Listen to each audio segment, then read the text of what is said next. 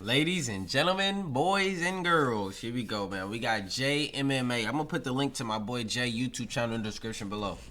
He's Toon Squad. He's my boy. He's a grinder. I need everybody and their mama that's watching this video to click the link in the description, or if he comments on this video, I'm gonna pin his comment, show him some love, drop him a sub, turn on notifications, all that good stuff. Now he has this video here called The Sudden Downfall of UFC 5. We're gonna hit that like button for sure. We're gonna check this out.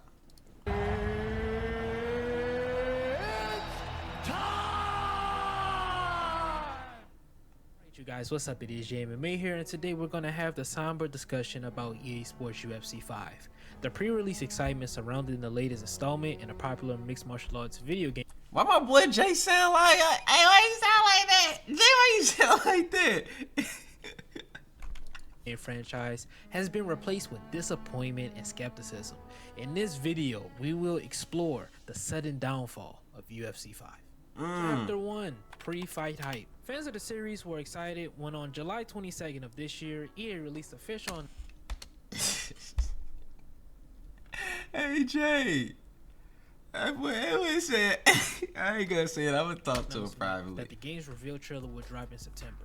Then, at an Xbox gaming event many days later, a small 11-second teaser of the reveal was shown.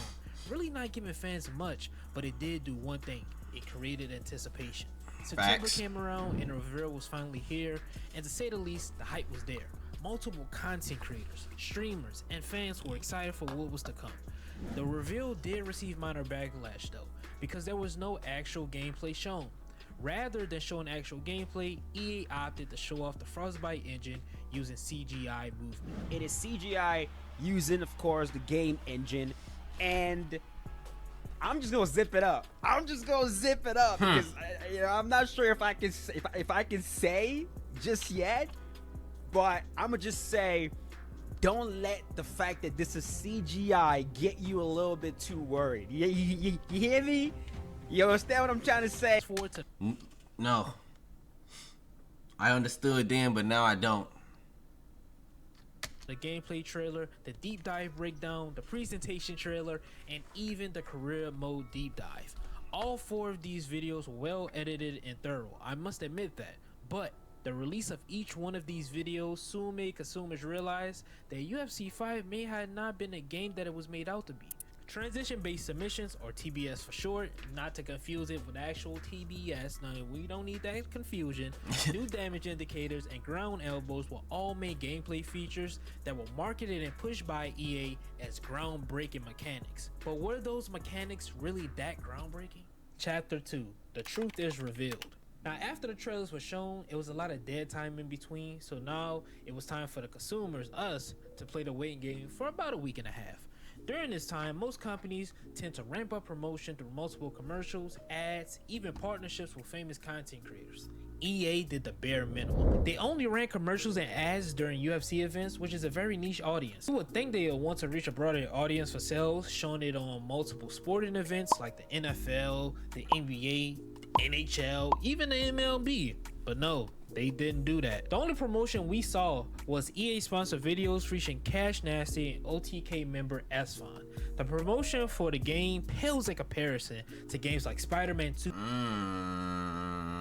That is true.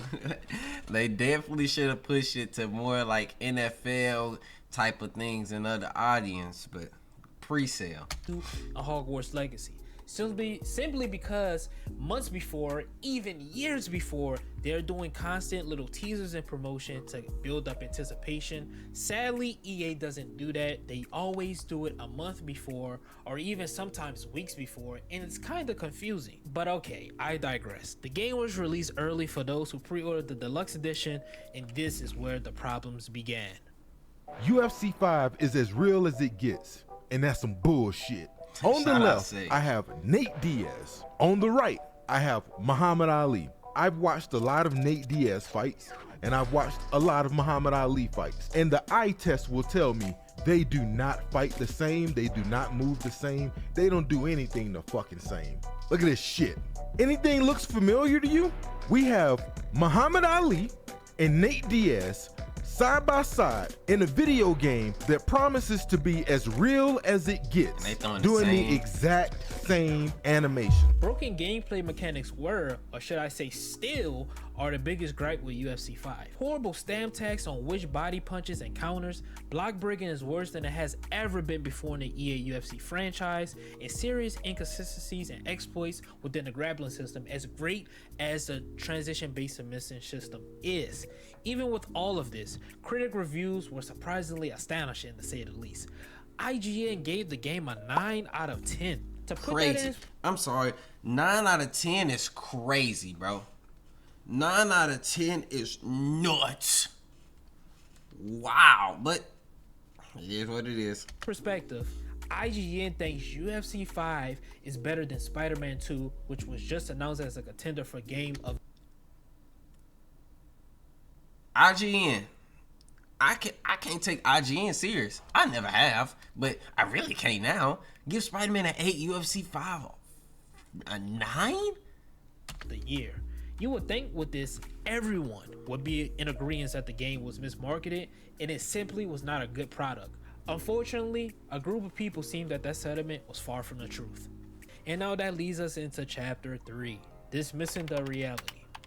Like I just mentioned, there's a specific group of people who seem to continuously make excuses for EA, even though the community itself has come together on the fact that the game needs a lot of fixing and it is not a true representation of what an MMA game is. These people are game changers in company. And I say in company because there seems to be some more people who don't work or have a partnership with EA, yet they align themselves with the narratives / agendas being pushed by some of the game changers.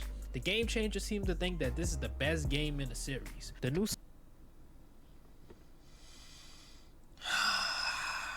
Ain't that a fact?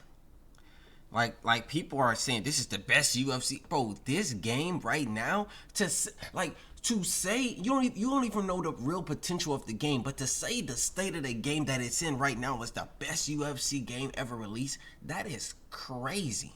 UFC 3 had its problems, but UFC 3, in my opinion, was the best MMA game for UFC EA. Why? Skill gap, realism as far as positioning. You could hold people in the clinch, you could work the clinch. You can't do that in 4, you can't do that in 5. Did 3 have its problems? Yes. In my opinion, I was okay with the mini game of the submissions in UFC 3. submission system and input responsiveness seem to be the two main reasons why they think this, in my opinion. Anytime there's some type of backlash or critique or quote-unquote complaining given to UFC 5, here it comes shielding big bad EA from scrutiny they deserve for putting out a bad product. I confirm Scrutiny they deserve for putting out a bad product. one of the newest members of the Game Changer program, Zayef, on Twitter about this, and he denies doing this even though I have legit evidence. Hang on to your seat, baby, cause this one's a screamer! Here he is in an official EA UFC 5 Discord. Someone mentions that block breaking is a huge problem and it gives them a little bit of trouble, and how they think the only real counter to it is to potentially wrestle. Zayev then responds with, "You have options. If people are complaining about pressure but not using their entire toolkit, I find it hard to believe that complaint. No matter if we do give solutions, and for some reason they keep saying and crying we don't, they shoot it down by switching the narrative, acting like we don't care or we don't know what we're talking about." Here's another game changer, Romero17, saying that if you have a problem with the IG rating of a 9 out of 10 while playing the game, then you, sir, are a hypocrite. Yeah, you a hypocrite. That's what. Dog.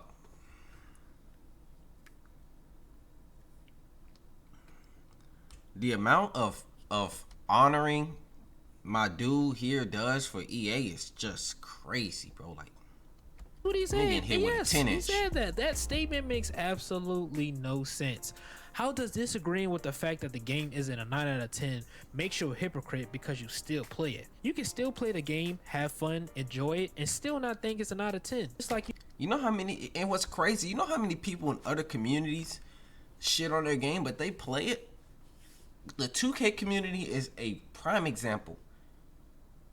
A prime example. And I honestly think 2K24 on release was a great game.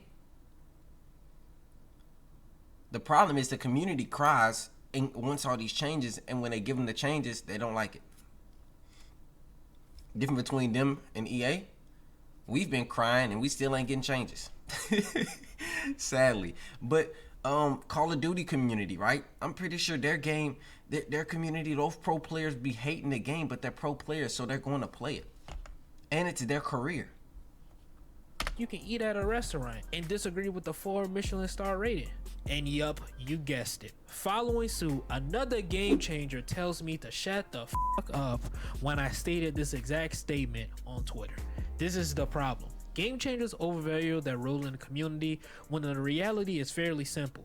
The Game Changer program is simply a title. They have facts.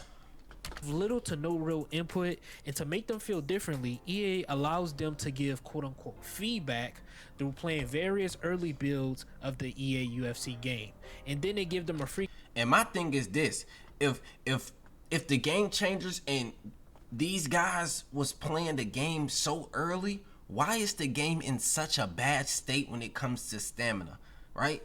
Why is the game in such a bad state when it comes to tracking? Did they not mention those things to them? Like, why? And if they did, do they even listen to them? Like that's my thing. Or was the Game Changers okay with the stamina that's in the game or the tracking that's in the game right now? Copy of the final product so they can play it early and make content. And here's a tweet from Marshall Mind saying that he needs the whole community to come together so EA can fix grappling and they can really make the grappling system that it really needs to be. If the Game Changers truly have the voice they proclaim they have, why should EA listen to us directly? The Game Changers are our direct line to EA. That is the whole purpose of the Game Changer program. Thank you. If EA doesn't listen to them, they're not listening to us. But again, excuses are continued to be made, which is a little disappointing. The same sympathy they want us to give EA and its devs, they couldn't do for Steel City Interactive, the developers of Undisputed. Zayav made a Dead on Arrival video before the early access was even released, and they were campaigning it, championing it on, like it was something cool or something brass. All we want is for our voices to be heard. Just honestly, it's just crazy how Zayav makes a Dead on Arrival video, right? A Dead on Arrival video, but then turns around and now he works with EA. Zayav didn't even play Undisputed Beta. He just watched. He didn't even experience the game. He just watched. But a year later, and here you are making a video talking about have sympathy for EA.